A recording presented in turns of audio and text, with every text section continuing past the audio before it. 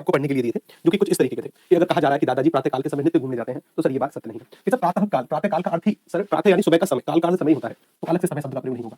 इस तरीके के हमने कुछ वाक्य पढ़े। उसकी भाषा देवनागरी है, देवनागरी भाषा नहीं सर, भाषा तो हिंदी है, देवनागरी तो लिपि है, ठीक है ना? अच्छा, दिन भर घोड़े भौंकते हैं सर, घोड़े का काम हिनहिनाना है, भौंकना नहीं, भौंकते तो कुत्ते हैं, ठीक है ना? इस तरीके के हमने कुछ इनको शुद्ध किया कि मसूरी की दृश्यावलियां सुंदर है सर, दृश्यावलियां नहीं, मसूरी के दृश्य सुंदर है, ठीक? कि पंडित जवाहरलाल नेहरू जी ख्याति प्राप्त प्रसिद्ध नेता थे। देखिए, पंडित जवाहरलाल नेहरू जी तो बिल्कुल ठीक है, ख्याति प्राप्त का अर्थ होता है जो जिसको प्रसिद्धि या हवाई मिली हो, तो अलग से प्रसिद्ध शब्द का प्रयोग नहीं होगा। ख्याति प्राप्त और प्रसिद्ध दोनों एक जैसे शब्द हैं। हमने कहा कि गाँव के मनुष्य ईमानदार और परिश्रमी होते हैं। ठीक, सर गाँव के मनुष्य की जगह लोग या फिर केवल ग्रामीण शब्द का भी अगर हम प्रयोग करते हैं ना, तब भी ठीक था कि गाँव के लोग ईमानदार और परिश्रमी होते हैं, मनुष्य नहीं, गाँव के लोग। इस तरीके से सर हमने इनको शुद्ध किया। क्या ये हमारा होमवर्क का कार्य कंप्लीट हो चुका है? ठीक है ना? कि गुरुजी रामबाबू जी गुरुजी अभी साइंस और पॉलिटिक्स मैंने टीम से बातचीत कर रखी है और टीम को आपसे की बेहद चिंता है। टीम बहुत जल्दी मतलब शायद एक आध दिन में आपकी जितनी भी रिमेनिंग क्लासेस है ना, सारी की सारी कवर करवा दी जाएगी। ठीक है ना? बहुत अच्छी बात है। पहले हम हमारे टॉपिकों को कवर करने का प्रयास करते हैं। ठीक, अच्छी बात है। स्टार्ट करते हैं। ठीक है ना? शुरू करते हैं साहब। देखिएगा जरा, अब यहाँ पर अगर बातचीत करें अपना जो अगला टॉपिक है ना, ये सारे के सारे आपको पढ़ने हैं। एक और फाइल आपके नोट्स में आई है, अगर आपके पास समय मिले तब तो उसको पढ़ना, लेकिन ये तो पहले ही पढ़ने हैं। वो फाइल भविष्य के लिए है। भविष्य में मतलब कि कभी भी अगर आवश्यकता पड़ती है तो एक इस तरीके की फाइल हमने अपलोड करवाई है। इस फाइल को अगर आप पढ़ते हैं तो अच्छी बात है साहब, नहीं पढ़ते हैं तभी कोई बड़ी बात नहीं है। ये फाइल भविष्य के लिए है आपके लिए कि जितने भी पीसीएस के अंतर्गत अशुद्धि वाले सवाल बन सकते थे, हमने सभी को लगभग 500 के आसपास ये वाक्य हैं, सभी को रखा है कि सर मरे राम जिलावे राम नहीं, गलत है कि सर मारे राम जिलावे राम, ये इसकी शुद्ध वर्तनी है कि सर मेरी रोम रोम खिलुटी नहीं, मेरा रोम रोम खिल उठा। कि सर जितने भी आईएएस या पीसीएस में जितने भी अशुद्धि के वाक्य बन सकते थे, हमने सारे के सारे सम्मिलित किए हैं। जैसे यूपीपीएससी के हैं कि सर अच्छे कार्य में अनेकों संकट आते हैं, अनेकों जैसा कोई शब्द नहीं होता। जब एक का बहुवचन अनेक होता है तो अनेक का भी बहुवचन बनाने की जरूरत नहीं है। ये फाइल नोट्स में है आपके, ठीक है ना? ये फाइल नोट्स में है आपके, लगभग 540 वाक्य हैं। ये जितने भी कॉन्सेप्ट से अशुद्धि के वाक्य बन सकते थे सभी सम्मिलित किए हैं। ठीक ठीक, स्टार्ट करते हैं, आगे बढ़े, आगे चलो। अगला जो टॉपिक है ना सर, जो कि 5 सवाल लिए हुए हैं, उस टॉपिक का नाम है गद्यांश। कौन सा टॉपिक है ये? गद्यांश। इस टॉपिक को सर अब हमें लपेटना है। कौन सा टॉपिक है सर? उस टॉपिक का नाम है सर गद्यांश। टॉपिक कौन सा है? गद्यांश। पूरा ध्यान बोलता हूं, टॉपिक कौन सा है सर? गद्यांश। 5 सवाल है। गद्यांश का उत्तर छोटे से लेकर बड़े से बड़ा विद्यार्थी बिल्कुल सटीक करता है, बिल्कुल सटीक। दिक्कत ये है कि कौन कम समय में करता है, कौन ज्यादा में। पता होते हुए भी बहुत सारे सवाल गलत हो जाते हैं, तो एक एक बात का ध्यान रखिएगा। जैसे जैसे गद्यांश जो शब्द है, ये दो तरीके का, यहाँ पर दो चीजें हैं। एक तो है सर यहाँ पर गद्य, और गद्य के साथ जोड़ा गया है अंश। गद्य कहते हैं ऐसी रचना जिसको हम पढ़ सकते हैं, और अंश कहते हैं हिस्से को या फिर टुकड़े को। कि पढ़ी जाने वाली रचना का एक हिस्सा या फिर एक टुकड़ा काटकर सर हमको दिया जाएगा, उससे संबंधित हमसे सवाल पूछ लिए जाएंगे। मैं और थोड़ा सा इसको सरल कर दूं, और थोड़ा सा सरल करूंगा अर्थात जैसे मान लो चलिए कि सर ये एक कहानी का टुकड़ा है जो कि आपको काटकर दे दिया गया। इस कहानी के टुकड़े में देखो ध्यान से समझना, 5 सवाल है ये, ठीक है ना? बस ध्यान से कि सर जी इस कहानी के टुकड़े में बहुत कुछ कहानी लिखी है सर। क्या लिखी है? कहानी। ये कहानी लिखी है। इस कहानी से सर 5 सवाल हमसे पूछ दिए गए। कितने सवाल पूछ दिए गए? तो ये पहला सवाल है, ये दूसरा सवाल है, ये तीसरा है, ये चौथा है और ये पांचवा। 5 सवाल सर गद्यांश से हमसे पूछ दिए गए। यानी पढ़ी जाने वाली रचना का एक टुकड़ा है। विद्यार्थी ने जैसे ही गद्यांश देखा, गद्यांश देखते ही यहाँ से पढ़ने का नंबर लगाता है, यहाँ से पढ़ने का नंबर और अंत तक पढ़ता है। कहाँ तक पढ़ता है? अंत तक। और जैसे ही फिर वो पहले वाले सवाल पर आएगा ना, तो वो लगभग भूल चुका होता है कि क्या था इसमें या फिर क्या नहीं। तो जैसे ही पहले वाले सवाल पर आएगा, तो उस पहले वाले सवाल से मिलते जुलते शब्द किसी लाइन में खोजने का प्रयास करेगा। कि पहले वाले सवाल के मिलते जुलते शब्द किसी भी लाइन में मिले, मान के चलो यहाँ मिले, तो इस लाइन में फिर अपना उत्तर खोजने का प्रयास करता है। वाहियात तरीका है। दूसरे वाले सवाल पर गया तो इससे मिलते जुलते शब्द फिर किसी लाइन में खोजने का प्रयास कर रहा है, फिर उसको यहाँ पर थोड़े बहुत मिलते जुलते शब्द मिले, फिर यहाँ से उसका उत्तर निकाल कर किया। नहीं करना। गद्यांश देखते ही पागल नहीं होना है। सबसे पहले पढ़ने क्या? सबसे पहले पढ़ने सवाल। सबसे पहले सर हमें क्या पढ़ने हैं? सवाल सर सबसे पहले पढ़ने। क्यों सर? सवाल इस वजह से पहले पढ़ने हैं क्योंकि सवालों को पढ़ने से ना केवल एक ही बार गद्यांश पढ़ा जाएगा, पांचों के पांचों सवाल पढ़े। ये 100% श्योर है कि एक ना एक सवाल ऐसा होता है जिसका संबंध गद्यांश से नहीं होता। किसी शब्द का सर हमसे पर्यायवाची पूछ लिया गया, अब इस पर्यायवाची के लिए गद्यांश पढ़ने की जरूरत नहीं है। किसी शब्द का विलोम शब्द पूछ लिया गया, इसके लिए पर्यायवाची पढ़ने की आवश्यकता या फिर इस गद्यांश को पढ़ने की आवश्यकता नहीं है। तो कल की क्लास का क्या चीज पर हुआ था सर जी, प्लीज बताइए ना। तो कल एक मैराथन क्लास कराई थी ना, 3.5 घंटे की हिंदी की प्रैक्टिस थे आप उसमें थे, तो बहुत अच्छी बात है। नहीं थे तो उस क्लास को करना है, रिवीजन वाली क्लास थी, वो दुगनी स्पीड पर लगाकर सुन डालना उसको, ठीक है ना? ठीक, टॉपिक पर चले आगे, पूरा ध्यान रखो बोर्ड पर, ठीक है ना? हमें पता है कि इस समय अभी आप प्रेशर में है, प्रेशर में होने के साथ साथ सर धक-धक हो रही है, ठीक है ना? धक-धक हो रही है, और जितनी भी धक-धक आपकी है ना, इससे ज्यादा चिंता हमें आपकी है, ठीक है ना? मैं आज फिर से टीम के साथ आपके बारे में बातचीत होगी, लेकिन अभी के लिए कुछ बातों को समझते हुए चलिए, ठीक है ना? डन। ठीक, आप थे क्लास में, ठीक है ना? आप थे क्लास में, हमें बताएं, ठीक? आप थे क्लास में, लेकिन अभी के लिए कुछ चीजों को ध्यान से समझते हुए चलिएगा। जैसे देखिए यहाँ पर सर अगर हम 5 सवालों के बारे में बातचीत करें, इन 5 सवालों को सबसे पहले पढ़ना गद्यांश सॉल्व करते समय बेहद आवश्यक है, क्योंकि अगर इन सवालों को ना पढ़कर डायरेक्ट गद्यांश पढ़ाना तो बार-बार में फिर इन सवालों से मिलते जुलते शब्द देखते रहोगे कि किस लाइन में है। नहीं करना है। सबसे पहले सवाल, सवाल के बाद गद्यांश। एक का सवाल तो ऐसे ही सॉल्व होगा। कुछ बातों का ध्यान रखिए कि गद्यांश अगर हमसे पूछा जा रहा है सर, क्या पूछा जा रहा है बाबूजी? गद्यांश। तो उस गद्यांश से 5 सवाल पूछ दिए गए। क्या पूछ दिए गए? 5 सवाल सर इस गद्यांश से पूछ दिए गए। ठीक, इन सवालों का उत्तर एक तो देखो समानता सरकार के विपरीत नहीं होगा, ठीक है ना? सरकार के विपरीत कभी ऐसा उत्तर कभी नहीं होगा जो सरकार की तौहीन कर रहा हो, मौजूदा गवर्नमेंट की तौहीन कर रहा हो। ध्यान रखना, कभी नकारात्मक उत्तर हो नहीं सकते। नकारात्मक उत्तर हो नहीं सकते। क्यों? सर चोरी करना अच्छी बात है, ऐसे कभी उत्तर नहीं होंगे। कभी डाका डालना अच्छी बात है, नकारात्मक उत्तर नहीं होंगे। एक ऐसा विकल्प जिसको सबसे ज्यादा लिखा गया होगा, यानी जिसमें सबसे ज्यादा शब्द होंगे, उसके सटीक होने की संभावना अत्यधिक है। क्यों? क्योंकि आयोग के द्वारा जो पेपर सेट होता है ना, उस पेपर के सेट होने पर भी परीक्षक के द्वारा जो उत्तर होता है कि कहीं विद्यार्थियों को कंफ्यूजन ना हो, क्योंकि बहुत सारे विकल्प आपस में मिलते जुलते होने के कारण विद्यार्थी होते हैं कंफ्यूज। तो विद्यार्थियों को कंफ्यूजन ना हो, तो जो सटीक उत्तर है ना, वह उसको ज्यादा बढ़ा चढ़ाकर लिखे जाने का प्रयास, ज्यादा स्पष्ट करने का प्रयास करते हैं। इस वजह से उनमें शब्दों की संख्या ज्यादा होती है। जो सबसे लंबा विकल्प होता है ना, उसके सटीक होने के चांसेस 90% तक बढ़ जाते हैं, ठीक है ना? जो सबसे लंबा, जिसमें सबसे ज्यादा शब्द हो, ज्यादा चीजों को लिख रखा हो, ठीक है ना? नकारात्मक उत्तर नहीं, चोरी करना अच्छी बात है, चोरी करना बहुत ही ज्यादा प्राउड की बात है, डाका डालना अच्छी बात है, कभी उत्तर नहीं। मौजूदा गवर्नमेंट के विपक्ष में या फिर मौजूदा गवर्नमेंट के विरोध में कोई बात लिखी गई है, समानता उत्तर नहीं होती, ठीक है ना, ध्यान रखना। कभी ऐसा उत्तर नहीं होगा जो मौजूदा गवर्नमेंट की तौहीन कर रहा हो। दूसरा, इसे समाज को सीख देने वाले उत्तर होते हैं, जो समाज को कुछ सीख देगा कि भाई हमें मिलजुल कर रहना चाहिए, इस तरीके के उत्तर। ठीक, जैसे देखो मैं आपको एक गद्यांश सॉल्व करूंगा, सरल गद्यांश के साथ साथ बातचीत करते हैं। सरल गद्यांश ये बिल्कुल सरल है, फिर इसके बाद धीरे धीरे इसके एडवांस लेवल पर चलेंगे। अभी के लिए यहाँ पर ध्यान दो, भाई एक गद्यांश है, गद्यांश देखते ही पागल नहीं होंगे हम। तो सबसे पहले पढ़ेंगे सर सवाल। एक साधु अपना निर्वाह डैश करके करता था। कोई साधु है सर गद्यांश में, अपना जीवन यापन कैसे कर रहा है इसके बारे में हमसे सवाल पूछा गया है। खेती करके, बच्चों को पढ़ाकर, भीख मांगकर या फिर नौकरी करके। अभी जल्दबाजी नहीं करेंगे, गद्यांश पढ़ेंगे आराम से, तब इसका उत्तर करेंगे, ठीक है ना। अगला सवाल कि आवश्यकता के स्थान पर उचित शब्द लिखिए। अब इस सवाल का गद्यांश से दूर दूर तक लेना देना नहीं है। गद्यांश में कहीं आवश्यकता शब्द आया है, हमसे पूछ दिया गया कि आवश्यकता के स्थान पर उचित शब्द लिखिए, यानी आवश्यकता का पर्यायवाची क्या हो सकता है। आवश्यकता को अवश्य कहते हैं क्या सर? आवश्यकता को जरूरत कहते हैं क्या सर? आवश्यकता को अक्लमंद कहते हैं कि आवश्यकता को परिश्रम? भाई मुझे 10 रुपए की आवश्यकता है यानी मुझे 10 रुपए की जरूरत है, ठीक है। मुझे पढ़ने की आवश्यकता है यानी मुझे पढ़ने की जरूरत है। इस सवाल का बिना गद्यांश पढ़े उत्तर हुआ है। एक का सवाल ऐसे होते हैं, ठीक है ना। सबसे पहले पढ़ने सवाल, इसका उत्तर क्या होगा बी। अगला सवाल देखो कि महत्वाकांक्षा, कहीं पर शब्द लिखा होगा इसमें, महत्वाकांक्षा रेखांकित शब्द का उचित अर्थ लिखिए। कहीं पर महत्वाकांक्षा शब्द आया है, इसका अर्थ पूछ लिया, गद्यांश से दूर दूर तक लेना देना नहीं है इस वाले सवाल का। महत्वाकांक्षा बोलते हैं कि जैसे मेरी महत्वाकांक्षा है कि मैं दुनिया का सबसे अमीर इंसान बनूं, दुनिया का सबसे स्वस्थ और खुशहाल इंसान बनूं, ये मेरी महत्वाकांक्षा है, मतलब आगे बढ़ने की इच्छा है मेरी, मुझे और उन्नति प्राप्त हो, ऐसी मेरी इच्छा है, ठीक है ना। तो महत्वाकांक्षा बोलते हैं आगे बढ़ते जाना, आगे बढ़ने की प्रवृत्ति या आगे बढ़ने की इच्छा। तो सर महत्वाकांक्षा का अर्थ बलवान होना या उन्नति प्राप्त करने की इच्छा या दयालु होना या लायक ना होना, बिना गद्यांश पढ़े उत्तर हुआ है। ठीक, अगला सवाल देखो गद्यांश से कि परमार्थ कहीं पर शब्द प्रयोग हुआ होगा, इस परमार्थ रेखांकित शब्द का विलोम शब्द लिखिए। इसका भी गद्यांश से लेना देना नहीं है। परमार्थ का विलोम, परमार्थ बोलते हैं जैसे साधु संत परमार्थ का कार्य करते हैं, लोगों की सेवा, परमार्थ का कार्य, ठीक है ना। तो परमार्थ का विलोम शब्द क्या होगा सर? लालची, दुष्ट, स्वार्थ की क्रोधी। सर स्वार्थ मतलब खुद का ही चाहना कि मेरा ही मेरा भला हो, परमार्थ मतलब दूसरों का भी भला हो, ठीक है ना। कि परमार्थ का मतलब इसका विलोम स्वार्थ। 4 सवाल पढ़े, 4 में से 3 तो बिना गद्यांश पढ़े हो गए। सवाल होता है ऐसे। अगला सवाल 5वां, झोपड़ी के चूहों से निपटने के लिए साधु ने क्या किया। झोपड़ी में चूहे हुए होंगे तो साधु कुछ करेंगे, तो साधु ने बिल्ली पाली क्या। अभी सर हम ज्यादा जल्दबाजी नहीं करेंगे, ठीक है ना, पहले गद्यांश पढ़ेंगे तब उत्तर। कुछ भी नहीं किया, दवा डालकर चूहे मार दिए या कुत्तों को पाला, अभी ज्यादा जल्दबाजी नहीं। एक सवाल तो ये है झोपड़ी के चूहों से निपटने के लिए साधु ने क्या किया, और एक सवाल ये था सर कि साधु अपना निर्वाह डैश करके करता था। बाकी के सभी सवालों के उत्तर हमने कर दिए। आवश्यकता के स्थान पर जरूरत, महत्वाकांक्षा उन्नति प्राप्त करने की इच्छा, परमार्थ का विलोम शब्द स्वार्थ। एक सवाल ये था झोपड़ी के चूहों से निपटने के लिए साधु ने क्या किया, अभी करेंगे। अब देखो जरा, अब पढ़ो गद्यांश, चुपचाप से ध्यान से सुनना बस गद्यांश, ठीक है ना। सुनो, एक साधु थे, ठीक है साहब, साधु है, भिक्षाटन से मजे से दिन गुजारते और आनंद पूर्वक भजन करते थे, यानी भिक्षाटन से यानी भीख मांगकर गुजारा करते थे। साधु अपना निर्वाह भीख मांगकर यानी भिक्षाटन करके करता था। यानी जैसी पहली लाइन पढ़ी मेरे दिमाग ने क्लिक किया, अरे यहां से तो सवाल बना है, बात खत्म।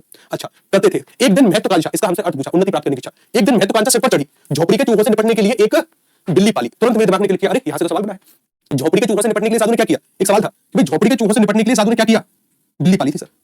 झोपड़ी के चूहों से निपटने के लिए साधु ने क्या किया, बिल्ली पाली। मतलब देखो ध्यान से देखो, अभी सर इससे 5 सवाल बने।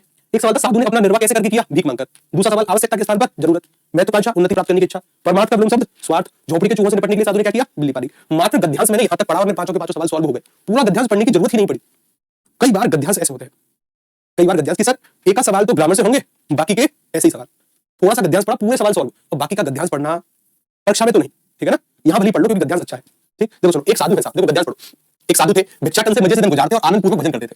एक दिन महत्वाकांक्षा सिर पर चढ़ी, झोपड़ी के चूहों से निपटने के लिए साधु ने बिल्ली पाल ली। अभी झोपड़ी में बहुत ज्यादा चूहे थे, साधु बिल्ली ले आए भाई। बिल्ली के लिए दूध की जरूरत पड़ी, अभी बिल्ली है तो दूध की आवश्यकता पड़ेगी। दूध की जरूरत पड़ी तो गाय खरीद कर ले आए। क्या ले आए, गाय ले आए। दूध की जरूरत पड़ी, गाय ले आए।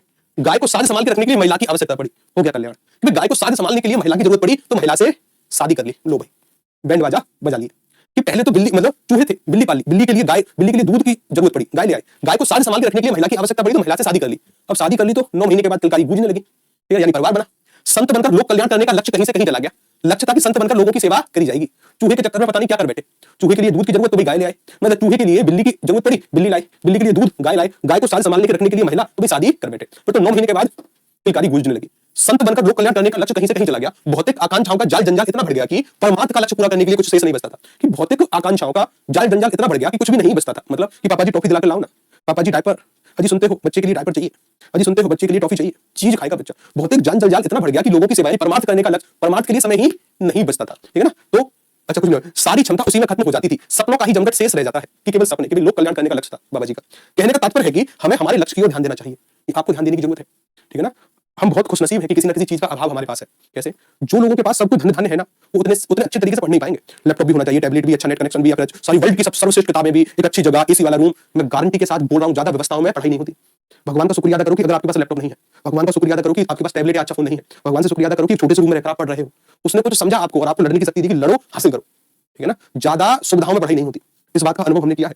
किसी ना किसी चीज का अभाव होना इंसान को प्रेरित करता है आगे बढ़ने के लिए, ठीक, अभाव होना चाहिए। इस वजह से लोग अब बोलते हैं कि बच्चों को ज्यादा सुविधा देनी भी नहीं चाहिए, लड़ने दो उन्हें, समाज से लड़ेगा नहीं तो बढ़ेगा कैसे, ठीक है ना। सभी की सभी सुविधाएं ना होना, ठीक, अच्छी बात है। अगला गद्यांश देखो भाई, अगले वाले गद्यांश, अब देखो इससे थोड़े से बड़े गद्यांश पर चलते हैं। ठीक है ना। इससे थोड़े से बड़े गद्यांश पर चलते हैं, थोड़े से बड़े गद्यांश पर चलते हैं। ठीक, अब ये देखो थोड़े से बड़े, हो सकता है कि सब बड़े गद्यांश आ जाए, ठीक है ना, थोड़े से बड़े गद्यांश आ जाए। अभी रुको जरा, तो सबसे पहले यहाँ से शुरू करते हैं एक एक गद्यांश से। इसका एक पार्ट यहाँ पर है, ठीक है ना, एक पार्ट यहाँ पर है। अब इससे कुछ सवाल बने, पहले सवालों को देखो, उसके बाद गद्यांश। सबसे पहले सवाल, ठीक गुरुजी फिर मैं पढ़ाई छोड़ दूं क्या? अरे नहीं रे, पढ़ाई क्यों छोड़नी है? देखो, लेखक ने पाठक के धैर्य और आशा को किस रूप में बताया है? कोई लेखक है, पाठक के धैर्य को किस रूप में बताएगा? बोझ। सर नकारात्मक उत्तर कभी नहीं होगा। क्यों? तो जो पाठक गण है उनका धैर्य और उनकी आशा को बोझ कहने वाला ये नकारात्मक उत्तर है। नकारात्मक उत्तर जो समाज को नकारात्मक शिक्षा दे कभी नहीं होते, ठीक है ना। सबसे कीमती प्रेरणा पॉजिटिव है सर, हो सकता है। चुनौती या साधारण बात, लोगों का धैर्य और आशा साधारण बात नहीं होगी, नकारात्मक है। यानी अब मुझे पता चल गया कि डी और ए तो नहीं होंगे, या तो सर चुनौती भी नेगेटिव है, लेकिन कहीं ना कहीं बी इसका उत्तर हो सकता है, लेकिन जल्दबाजी नहीं। ध्यान पढ़कर उत्तर। अगला सवाल देखो, संत कुएं पर लटक कर ध्यान क्यों करते थे? कोई संत है कुएं पर लटक कर ध्यान कर रहे हैं, क्यों? अभी पता चलेगा। कि लोगों को प्रभावित करने के लिए, शक्ति प्राप्त करने के लिए, संभव है। यह विश्वास की जंजीर टूटने पर ईश्वर के दर्शन होंगे, ये भी होगा, लेकिन सबसे लंबा है, हो सकता है। रस्सी की मजबूती परखने के लिए, ये नहीं होगा, ये नेगेटिव है। रस्सी की मजबूती परखने के लिए कुएं पर लटक कर क्यों भी, ठीक है ना। अगला सवाल देखो, कृष्ण ने साधारण व्यक्ति को संत से पहले दर्शन क्यों दिए? कृष्ण जी आएंगे, साधारण व्यक्ति को संत से पहले दर्शन देकर चले जाएंगे, क्यों? क्योंकि वह अधिक विद्वान था, क्योंकि उसे खुद पर नहीं केवल भगवान पर विश्वास था, पॉजिटिव। अब देखो देखो देखो, यहाँ देखो, वर्षों की तपस्या विकल्प में केवल इत्यादि आए ना, संत केवल कुएं पर लटकने वालों को मिलते हैं, नहीं, केवल उन्हीं को प्राप्त होगा जो कुएं पर करता है। नेगेटिव उत्तर, तीनों नेगेटिव अर्थ देने वाले हैं। ईश्वर तो इंसान के हृदय में है, अच्छी बात है भाई, अजीब संत है, खुद को कुएं पर लटका कर ध्यान कर रहे हैं और कहते थे जिस दिन यह जंजीर टूटेगी मुझे ईश्वर के दर्शन हो जाएंगे। सत्य बात है, जिस दिन जंजीर टूटेगी प्रभु के दर्शन तो आपको होंगे। जब कुएं पर उल्टे लटक कर तपस्या कर रहे हो तो जैसी रस्सी टूटेगी ईश्वर के दर्शन तो होंगे। पूरा गांव उनसे प्रभावित था, सभी गांव वाले उनसे प्रभावित थे कि अरे वाह क्या बाबा है, क्या ज्ञानी बाबा है, कितनी तपस्या करते हैं। पूरा गांव प्रभावित था, सभी उनकी भक्ति उनके तप की तारीफ करते थे, करेंगे ही, ठीक है ना, करेंगे। इसी वजह से आज आप देखो कि ऐसा कोई देवस्थान जहां पर कोई मनोकामना पूर्ति का भाव हो, वहां भीड़ देखो आप। एक ऐसे बाबा जहां पर जो सबकी मनोकामना पूरी करते हो, वहां भीड़ देखो आप, ठीक है, वहां भीड़ देखो कि सर सभी उनकी भक्ति उनके तप की तारीफ करते थे। एक व्यक्ति के मन में इच्छा हुई कि मैं ईश्वर के दर्शन करूं, अब बेचारा कोई व्यक्ति है, उसके मन में इच्छा हुई कि मुझे भी ईश्वर के दर्शन करने चाहिए, ठीक है, मुझे भी ईश्वर के दर्शन करने, ठीक है। तो वह रस्सी से पैर बांधकर कुएं में लटक गया, बाजार से लाया रस्सी, उल्टा बांधकर और लटक गया कुएं में। फिर कृष्ण जी का ध्यान करने लगा, उल्टा लटकर कृष्ण जी का ध्यान कर रहा है एक व्यक्ति। जब रस्सी टूटी, अब रस्सी है तो टूटी रस्सी, उसे कृष्ण ने अपनी गोद में उठा लिया। कृष्ण जी आ गए, गोद में उसको उठा लिया और दर्शन भी दिए। उस आदमी को बड़ी हैरानी हुई कि 5 मिनट पहले रस्सी खरीद कर लाया था, 5 मिनट अभी लटके हुए नहीं है और भगवान श्री कृष्ण दर्शन देने आ गए। तब व्यक्ति ने पूछा आप इतनी जल्दी मुझे दर्शन देने क्यों चले आए, जबकि वे संत महात्मा तो वर्षों से आपको बुला रहे हैं। तो कृष्ण बोले वो कुएं पर लटकते तो जरूर है, वो संत महात्मा कुएं पर लटकते तो जरूर है, किंतु पैर को लोहे की जंजीर से बांधकर, कि पैर को लोहे की जंजीर से बांधकर उसे मुझसे ज्यादा उस जंजीर पर विश्वास है। वो लटकते तो जरूर है लेकिन अपने पैर को कुएं की मतलब जंजीर से बांधकर, उन्हें मुझसे ज्यादा उस जंजीर पर यकीन है। अच्छा, तुझे खुद से ज्यादा मुझ पर विश्वास है इसलिए रस्सी लाया, कि तुझे खुद से ज्यादा मुझ पर विश्वास है इसलिए मैं आ गया। आवश्यक नहीं है कि दर्शन में वर्षों लगे, आपकी शरणागति आपको ईश्वर के दर्शन अवश्य कराएगी और शीघ्र ही कराएगी। ये डिपेंड करता है आपकी तैयारी पर भी कि आप किस मन से तैयारी कर रहे हैं, ठीक है ना, पूर्णतः समर्पित होकर या फिर गुरुजी बस हम तो आनंद करने आए हैं, वो एक अलग भाव है। समर्पण की आप इसके लिए कर क्या सकते हैं, ठीक है ना। अच्छा, प्रश्न केवल इतना है कि आप उन पर कितना विश्वास करते हैं। ईश्वर सभी प्राणियों के हृदय में स्थित है, शरीर रूपी यंत्र पर चढ़े सब प्राणियों को वह अपनी माया से घुमाते रहते हैं। इसे सदैव याद रखें और बुद्धि में धारण करने के साथ व्यवहार में भी धारण करें। अगला सवाल किया, लेखक ने पाठकों के धैर्य और आशा को किस रूप में व्यक्त किया है? सबसे कीमती प्रेरणा, वे धैर्य रखना चाहिए, आशा होनी चाहिए कि गुरु सिलेक्शन होगा और सर जल्दी होगा, कि धैर्य और आशा को सबसे बड़ी प्रेरणा। ठीक, अगला, संत कुएं पर लटककर ध्यान क्यों करते थे? संत का मानना था कि यह विश्वास था उनका कि जिस दिन जंजीर टूटेगी ना ईश्वर के दर्शन होंगे उनको, ठीक है साहब। तो संत ये मानकर कुएं पर उल्टे लटककर तपस्या कर रहे हैं खुद को बांधकर। अगला सवाल, कि कृष्ण ने साधारण व्यक्ति को संत से पहले दर्शन क्यों दिए? क्यों दिए? देखो यहाँ पर दो उत्तर हो सकते थे। पहला कि क्योंकि उसे खुद पर नहीं केवल भगवान पर यकीन था, एक तो ये उत्तर। दूसरा कि सर क्योंकि वह रस्सी से लटका था, ये भी। संत महात्मा तो जंजीर से और यह रस्सी से, लेकिन कि सर ये उत्तर होता कब? जब ये विकल्पों में नहीं होता। प्रायोरिटी पर क्या होगा? बी। ये सर्वाधिक पॉजिटिव है, सबसे बड़ा विकल्प है और इससे ज्यादा तार्किक है कि क्योंकि उसे खुद पर नहीं केवल भगवान पर यकीन था, इस वजह से कृष्ण ने साधारण व्यक्ति से पहले उसको दर्शन दे दिया, यानी संत से पहले साधारण व्यक्ति को दर्शन दिए। अगला कि इस गद्यांश का मुख्य संदेश क्या है? संदेश हमेशा पॉजिटिव होगा कि वर्षों की तपस्या से भगवान मिलते हैं। नेगेटिव उत्तर है 5 मिनट पहले रस्सी खरीद कर लाया, उल्टा लटका, ईश्वर की प्राप्ति होगी। भगवान केवल संतों को ही मिलते हैं, नहीं, केवल संतों को नहीं। अध्यात्म के अकॉर्डिंग साधारण व्यक्ति को ईश्वर की प्राप्ति हुई। सच्ची शरणागति और विश्वास से ही भगवान के दर्शन संभव है। अब ये ठीक है, ठीक। ईश्वर केवल कुएं पर लटकने वाला ना, ईश्वर केवल कुएं पर लटकने वालों को प्राप्त नहीं होते, जो शरणागति है उसके हिसाब से। अगला सवाल, गद्यांश के अनुसार ईश्वर कहां पर है? मंदिर में, आकाश में, हृदय में, समुद्र में? हृदय में। कहां पर है? सभी प्राणियों के हृदय में। अच्छा गद्यांश था, ठीक है ना। 5 सवालों के उत्तर। आगे चलो, आगे चलो रे। एक और गद्यांश, ये उससे थोड़ा सा बड़ा है। एक इसका एक हिस्सा ये है, एक हिस्सा ये है, ठीक है ना। इसको पढ़ेंगे। अब देखो, गद्यांश पढ़ने से पहले क्या पढ़ेंगे? सवाल। सवाल देखो, कोई बुजुर्ग माली है, बुजुर्ग माली की बगिया के फल कैसे बताए गए हैं? कोई माली है, बगिया होगी, तो उसके फल कैसे हैं? केवल स्वादिष्ट है। तो ध्यान रखना, केवल इत्यादि वाले शब्द बहुत कम सही होते हैं, बहुत कम। कि केवल स्वादिष्ट है, कड़वे लेकिन पौष्टिक होते हैं। भाई फल कैसे? कड़वे हैं लेकिन पौष्टिक हैं, स्वादिष्ट और जीवन में मिठास भरने वाले होते हैं क्या? तो सबसे लंबा विकल्प है, पॉजिटिव भी हो सकता है। साधारण और आम जैसे होते हैं। अभी उत्तर करेंगे, सबसे पहले गद्यांश पढ़ेंगे। ठीक, अगला सवाल, माली ने बगिया के कोने में क्या किया? माली है, बगिया के कोने में कुछ करेगा, क्या करेगा? नए पौधे लगा देगा, संभव है सर। खाली छोड़ देगा, ये भी है सर संभव। कुछ बीज बो देगा, ये भी संभव है। पेड़ कटवा दिए, ये सब पेड़ कटवाना ये भी संभव है, ठीक है ना। ये चारों विकल्प हो सकते हैं, अभी ज्यादा जल्दबाजी नहीं, गद्यांश पढ़ेंगे। अगला, माली ने गांव वालों से बीजों के बारे में क्या कहा? गांव वालों से बीजों के बारे में कुछ कहेगा माली? सफलता पाने की सर जल्दी सफलता कुछ नहीं होती। इस गद्यांश का संदेश क्या है? संदेश जो भी होगा सुंदरता केवल फूल में ही है, नहीं होगी। और उसको देखो, किसी गांव में एक बुजुर्ग माली रहता था, किसी गांव में एक बुजुर्ग माली रहता था। उसके पास एक बहुत बड़ी बगिया थी जिसमें तरह तरह के फूल, फल और औषधियां उगती थी। ठीक है, गांव के लोग कहते थे इसकी बगिया से जो भी फल मिलता है वह न केवल स्वादिष्ट होता है बल्कि जीवन में मिठास भर देता है। यहां से एक सवाल बना है, यहां से एक सवाल है कि बुजुर्ग की माली के फल कैसे बताए गए हैं? बुजुर्ग की माली के फल सर स्वादिष्ट है, जीवन में मिठास भरने वाले। सर स्वादिष्ट है और जीवन में मिठास भरने वाले, ये उत्तर था उसका कि सर जी कि न केवल स्वादिष्ट होते हैं बल्कि जीवन में मिठास भरने वाले होते हैं। चुपचाप से सुनो बस कहानी की तरह। एक दिन माली ने बगिया का एक कोना खाली छोड़ दिया। बगिया का एक कोना है जो कि खाली छोड़ दिया, यहां से भी सवाल है। ठीक है ना, और वहां कुछ बीज बो दिए, और वहां कुछ बीज बो दिए खाली छोड़कर, उसमें कुछ बीज बो दिए हैं। लेकिन उस कोने में कई हफ्तों तक कुछ भी नहीं होगा। उस कोने में हफ्तों तक कुछ भी नहीं होगा। फिर गांव वाले रोज पूछते क्या बाबा यहाँ कुछ क्यों नहीं होगा? क्या बीज खराब थे जो बीज बोए थे? क्या बीज खराब थे जो कुछ नहीं होगा? बुजुर्ग माली मुस्कुराकर कहता नहीं बेटा, बीज ठीक है पर यह खास बीज है, इन्हें उगने में समय लगता है। यहां से भी एक सवाल बना है। ठीक है ना, ये खास बीज है, इन्हें उगने में समय लगता है। लोग हंसते और आगे बढ़ जाते, लोग हंसते और आगे बढ़ जाते। लेकिन एक छोटा बच्चा रोज आता और उस जमीन को देखता, एक छोटा बच्चा रोज आता और आकर उस जमीन को देखता। वह जानता था कि मालिक कुछ भी बिना सोच विचार के नहीं करता। उसे पता था कि माली ने कहा है तो कुछ ना कुछ तो बात है। 6 महीने बीत गए, 6 महीने बीत गए। फिर एक दिन उस कोने में छोटी सी कोपल निकली। 6 महीने बाद छोटी सी कोपल निकली। बच्चे की आंखों में चमक आ गई। आने वाले महीनों में वहां एक सुंदर सा पौधा उगाया जिसमें नीले फूल और सुनहरे फल लगे। देखते ही देखते वहां एक सुंदर पौधा बना, नीले फूल और सुनहरे फल लग रहे हैं। लोग हैरान रह गए, इतना सुंदर तो उन्होंने कभी नहीं देखा था, मतलब इतना सुंदर पौधा तो उन्होंने कभी नहीं देखा। बच्चे ने माली से पूछा, बच्चे ने बाबा ये फूल सबसे देर में क्यों खिले? तो माली ने कहा है क्योंकि इसे सबसे गहरा होना था बेटा, इसे सबसे गहरा होना था। इसकी जड़ें जितनी गहराई में जाती हैं उतना ही यह मजबूत बनता है। कुछ चीजें जल्दी नहीं होती बेटा, उसके लिए सब्र और विश्वास चाहिए। तैयारी पर लागू होने वाला गद्यांश है। ठीक है ना, कुछ चीजें जल्दी नहीं होती, सब्र कि भाई 1 महीने में ही सिलेक्शन। ठीक है ना, सब्र रखो, बस निरंतर प्रयास। ठीक ठीक, पहला सवाल इसको तो हम सॉल्व कर चुके हैं। दूसरा सवाल, माली ने बगिया के कोने में क्या किया? खाली छोड़कर कुछ बीज बो दिए थे, खास बीज कि नए पौधे लगाए। खाली खाली तो छोड़ा था लेकिन उसके बाद उसे बीज बोए थे। सी ज्यादा प्रबल है। ठीक है ना, खाली छोड़ दिया था लेकिन बाद में उसमें कुछ बीज बो दिए थे जिसमें एक पौधा 6 महीने के बाद होगा। ठीक है ना, कुछ बीज बोए थे उसमें। ठीक, माली ने गांव वालों से बीजों के बारे में क्या कहा? गांव वाले डेली आ रहे थे कि बाबा यहाँ पर क्यों नहीं कुछ होगा? तो माली ने कहा कि बेटा ये खास बीज है, इन्हें उगने में समय लगेगा। यानी ये बीज खराब है नहीं, ये खास बीज है, इन्हें उगने में समय लगता है। या मुझे बीज याद से नहीं बोए, या शायद पानी कम मिला है, कुछ नहीं। ये कहा था ये बीज खास है, इन्हें उगने में समय लगेगा। नीले फूल और सुनहरे फल किसका प्रतीक है? 6 महीने के बाद एक पौधा बना, उसके बाद धीरे धीरे फला फूला, उस पर नीले फूल और सुनहरे फल लगे। तो ये प्रतीक है गहराई, मजबूती और धैर्य से मिलने वाले परिणाम के। उस पेड़ को गहरा जाना था। ठीक है ना, गहराई, मजबूती और देर से मिलने वाले परिणाम के। ठीक, इस गद्यांश का संदेश क्या है? संदेश पॉजिटिव होता है हमेशा। बीज हमेशा जल्दी उगते हैं नहीं, बड़ी उपलब्धियों के लिए धैर्य और विश्वास जरूरी है। ये पहली शर्त है, बड़ी उपलब्धियों के लिए। पहली, एक और गद्यांश सॉल्व करो, एक और गद्यांश सॉल्व करो। ठीक है ना, एक और गद्यांश, एक ये गद्यांश है, थोड़ा सा उससे भी बड़ा है। ठीक है ना, एक हिस्सा इसका ये है, एक हिस्सा इसका ये पूरा का पूरा है। ठीक है ना, उसके बाद सवाल है कि गोविंद का बचपन से क्या सपना था? कोई गोविंद है, बचपन से क्या सपना लिए हुए है? ठीक, किसान बनेगा, शिक्षक बनेगा और गरीब बच्चों को पढ़ाएगा, पॉजिटिव है, शायद उत्तर होगा। किसने प्रेरित किया? किसने? ज्यादातर उत्तर नहीं होते। या उसने अपना व्यवसाय कोई शुरू कर दिया? सही में अच्छा था लेकिन परिवार की आर्थिक स्थिति बहुत खराब थी, बिल्कुल हमारे और आपकी तरह। बचपन में पढ़ाई में हम तो पढ़ाई में भी तेज नहीं थे, आर्थिक स्थिति और खराब थी कि ये पढ़ाई में अच्छा था लेकिन आर्थिक स्थिति बहुत खराब थी। उसके पिता खेतों में मजदूरी करते और मां घरों में बर्तन मांजती थी। पिता तो मजदूरी कर रहे हैं खेत में, मां घरों में बर्तन मांज रही है। गोविंद का सपना था कि वह एक दिन शिक्षक बने और अपने जैसे गरीब बच्चों को पढ़ाकर उनका जीवन बदले। यहां से सवाल बना है। ठीक है ना, कि वह शिक्षक बने, उसका सपना क्या था? शिक्षक बनना और गरीब बच्चों को पढ़ाना। 12वीं कक्षा में उसने टॉप किया। अब जैसे ही टॉप किया है तो गांव वालों को लगा अब यह लड़का शहर जाकर चमकेगा, लेकिन जैसे ही टॉप किया तो गांव वालों को लगा कि शहर जाकर ये लड़का चमकेगा, लेकिन किस्मत ने एक और मोड़ लिया। उसके पिता बीमार पड़ गए और गोविंद को पढ़ाई छोड़कर काम करना पड़ा। पिता खेतों में मजदूरी करने वाले थे, बीमार पड़ गए तो काम वाम छोड़कर, पढ़ाई छोड़कर उसे मजदूरी करनी पड़ी, काम करना पड़ा। वक्त बीतता गया तो वही गांव वाले जो पहले बोल रहे थे कि शहर जाकर चमकेगा, और वक्त बीतता गया, गांव में लोग धीरे धीरे उसे भूलने लगे। कोई कहता अरे, कोई कहता उससे कुछ नहीं होगा। अब कोई ताना देता अरे वो तो बर्तन धोता है, पढ़ाई बढ़ाई गई तेल लेने, कि उससे कुछ नहीं होगा, पढ़ाई बढ़ाई गई तेल लेने, अब उसकी बस की बात नहीं है।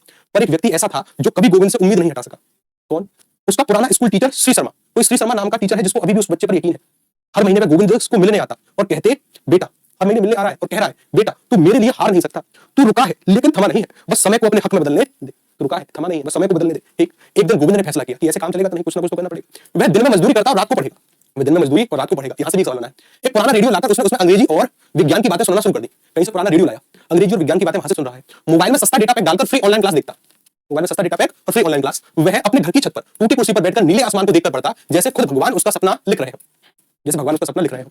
4 साल तक उसने बिना किसी को बताए तैयारी करी, 4 साल तक बिना किसी को बताए। ये बात ना मैं आपसे भी बोलने का प्रयास कर रहा हूं, नाते रिश्तेदार पड़ोसी किसी भी और लोगों को बताना नहीं है कि आप तैयारी कर रहे हैं। ठीक है ना, चुपचाप, तैयारी का फील्ड एकांत में होता है।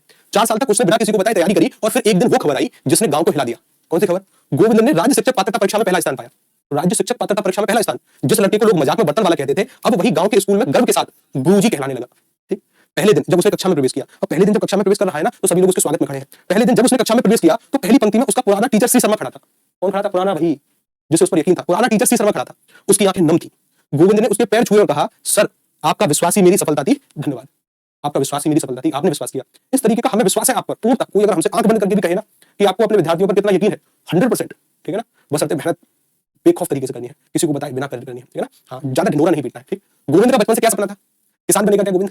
शिक्षक बनेगा और गरीब बच्चों को पढ़ाएगा। हाँ, शिक्षक बनेगा और गरीब बच्चों को पढ़ाएगा, ये उसका सपना था। ठीक, गोविंद की पढ़ाई क्यों बीच में छूट गई? सर पढ़ाई छूटने का कारण था पिता बीमार पड़ गए थे और उसे काम करना पड़ा। अब देखो, अब परीक्षक चाहता है कि विद्यार्थी यही उत्तर करे, अब कहीं विद्यार्थी को कंफ्यूजन की स्थिति ना हो, इस वजह से उसने इस विकल्प को स्पष्ट किया। स्पष्ट करने के चक्कर में विकल्प हो गया थोड़ा सा लंबा, थोड़ा सा लंबा। इस वजह से हम बोलते हैं कि ज्यादा लंबे विकल्प समानता उत्तर होते हैं। ठीक है ना, स्पष्ट करने के चक्कर में ना कि कोई कंफ्यूजन की स्थिति रहे नहीं, अब विकल्प हो जाते हैं लंबे। ठीक, कि गोविंद को सबसे अधिक किसने प्रेरित किया? अब देखो, ये विकल्प स्पष्ट नहीं है, ये विकल्प ज्यादा स्पष्ट करने के चक्कर में बहुत ज्यादा लंबा हुआ कि उसका पुराना स्कूल टीचर सी शर्मा, इसने उसको सर्वाधिक प्रेरित किया था। अगला, मैंने कहा गोविंद ने पढ़ाई जारी रखने के लिए क्या तरीका अपनाया? पढ़ाई जारी रखने के लिए क्या करता है? दिन में पढ़ाई और रात को आराम? नहीं सर, दिन में तुम्हें मजदूरी और रात को पढ़ाई। ऐसा दिन में मजदूरी रात को पढ़ाई? हाँ, दिन में मजदूरी और रात को पढ़ाई। केवल ऑनलाइन क्लास, केवल किताबें? नहीं, दिन में मजदूरी कर रहा है, रात को पढ़ रहा है, चुपचाप से 4 साल तक पढ़ता रहा। अंत में गोविंद को कौन सी सफलता मिली? इस विकल्प को ज्यादा स्पष्ट करने के लिए ये विकल्प हो गया लंबा। यही उत्तर है कि सर जी उसने शिक्षक पात्रता परीक्षा में पहला स्थान पाया। विकल्प क्रमांक सी इसका सही उत्तर होगा। कुछ और गद्यांश जो करेंगे हम कल, ठीक है ना, कुछ और गद्यांश जो हम करेंगे कल, कब करेंगे? कल। पूछो डाउट, ठीक है, पूछो जी, पूछो डाउट पूछो, ठीक है ना, कब पूछो डाउट, पूछो डाउट, ठीक है ना, पूछो डाउट। गद्यांश में सबसे पहले सवाल पढ़ने होते हैं, कल निकालना सीख।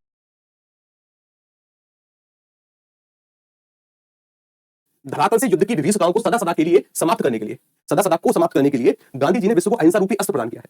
कि भाई युद्ध की विभीषिकाओं यानी होने वाली संभावनाओं को सदा सदा के लिए समाप्त करने के लिए गांधी जी ने विश्व को अहिंसा रूपी अस्त्र प्रदान किया है। गांधी जी कहा करते थे कि प्रेम और अहिंसा के द्वारा विश्व के कठोर से कठोर हृदय को भी कोमल बनाया जा सकता है। शायद आप समझ पा रहे हैं कि नहीं, लेकिन यहां से एक सवाल बना है, इस लाइन से एक सवाल है कि विश्व के कठोर से कठोर हृदय को भी अहिंसा और प्रेम के द्वारा सरल बनाया जा सकता है। ठीक है ना, अच्छा, उन्होंने इन सिद्धांतों का परीक्षण भी किया और वे नितांत सफल हुए। इस नितांत का हमसे अर्थ पूछा था, वो नितांत सफल हुए मतलब बिल्कुल सफल हुए। ठीक, सफल सिद्ध हुए। हिंसा से हिंसा बढ़ती है, घृणा घृणा को जन्म देती है और प्रेम से प्रेम की अभिवृद्धि होती है। अतः निश्चित है कि बिना प्रेम और अहिंसा के विश्व में शांति स्थापित नहीं हो सकती। विश्व में शांति के लिए क्या जरूरी है? प्रेम और अहिंसा। यहां से भी एक सवाल बना है। ठीक? शांति के अभाव में मानव जाति का विकास संभव नहीं। प्रत्येक राष्ट्र का स्वर्णिम युग वही कहा जा सकता है जबकि वहां पूर्ण शांति, सुख तथा उत्तम रचनात्मक कार्य होते हो। किसी भी राष्ट्र के स्वर्णिम युग के तत्व, किसी भी राष्ट्र के स्वर्णिम युग के तत्व सर यहां पर अगर हम बातचीत करें, पूर्ण शांति है, सुख है और रचनात्मक कार्य जहां पर होते हो। ठीक, ये एक सवाल बना है। अब जैसे जैसे लाइन आ रही है तो सवाल ध्यान है, तो चीजें निकल रही हैं। भौतिक दृष्टि से व्यापार और कृषि की उन्नति भी शांति काल में भी संभव होती है। अतः हम यदि विश्व का कल्याण चाहते हैं तो हमें युद्ध का बहिष्कार करना ही होगा। अहिंसा और प्रेम की भावना में अहिंसा और प्रेम की भावना से विश्व में शांति स्थापित करनी होगी, तभी विश्व सुख में एवं शांति में राज्य की संकल्पना या राज्य की स्थापना संभव होगी। ठीक, आगे चलिए। एक सवाल, विश्व में शांति क्यों जरूरी है? विश्व में शांति क्यों आवश्यक है? ये शांति मानव जाति के विकास के लिए, उत्तम रचनात्मक कार्य के लिए, व्यापार और कृषि के लिए, या कठोर से कठोर हृदय को भी कोमल बनाने के लिए? अब देखो, अब इसका उत्तर परिवर्तित हुआ, रेयर बाय रेयर के चांस है। मानव जाति के विकास के लिए, मानव जाति के विकास के लिए शांति जरूरी है। ए अब ज्यादा परिवर्तित है, डी नहीं है रे, रुको समझ जाओ थोड़ा सा। डी नहीं होगा, डी भी होता अगर विकल्प ए नहीं होता तो। ठीक है ना, विकल्प ए नहीं होता तो, विकल्प ए नहीं होता तो, ठीक है, तब मैं डी ही उत्तर करता। रेयर बाय रेयर की संभावना बनी है कि सबसे बड़ा विकल्प गलत हुआ। रेयर बाय रेयर की संभावना ए उत्तर है।